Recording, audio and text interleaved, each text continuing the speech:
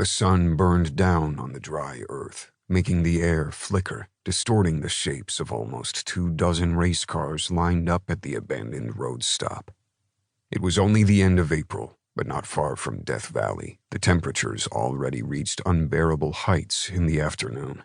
I killed the engine of my yellow BMW M4 and got out. Sweat almost instantly broke out on my skin, making my white tee stick to my skin. I was familiar with heat waves, having grown up in Las Vegas, but the unmoving air in this part of the country still often made me breathless. The heat wreaked havoc on the race cars and drivers all the same, which was why we chose the area for our qualifications. Many familiar faces nodded at me through the windows of their cars, staying in the cool shelter the indoors provided. Some of them never got farther than the qualifications, but others displayed serious talent. My steps faltered briefly, my gaze magically drawn to a streak of flaming red. For a moment I was sure this was a fata morgana. Slowly, more and more of the red streak of color took shape. A long mane of red hair framing a pale face. Her red lips, the color of dried blood, curved into a smile around the cigarette dangling from her mouth. The smile wasn't flirty or particularly friendly. Challenge lay in her eyes. It was too soon for pit girls and groupies. They mostly stuck to the final races or swarmed around the winners of the qualification races after the finish line. And even if it weren't, I'd have known she wasn't one of those girls. The way she perched on the hood of a neon green Toyota Supra told me it was her car, and she'd be racing today. Women rarely made the cut into the finals. My brother, Ramo, thought they lacked ruthlessness and ambition, but they were probably only more sensible than us men. With this girl, I had a feeling she might surprise us. I dragged my eyes away from the redhead and moved toward the gas station. A generator spluttered beside the rundown shop, powering a small AC unit inside the decrepit building. I entered our makeshift headquarters, where Crank was already going over the registration sheets piling up on the desk.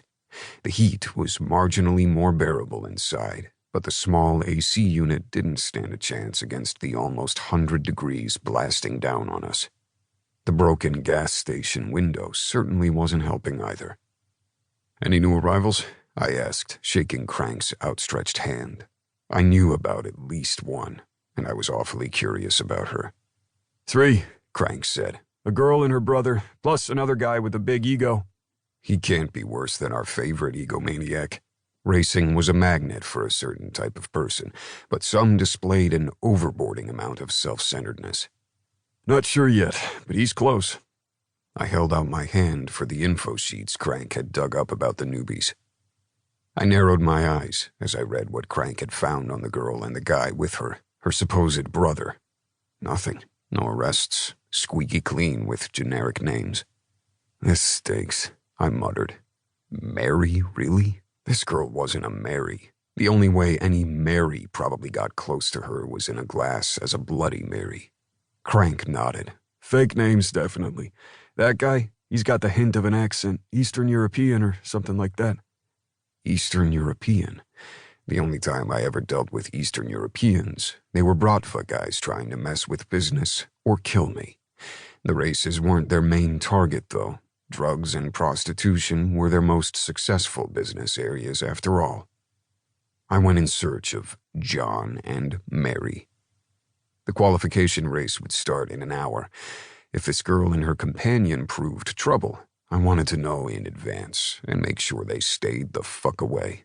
Unless it was the fun kind of trouble. The redhead still leaned against the hood of her car, smoking. By now, her cigarette had burned down to a small stub.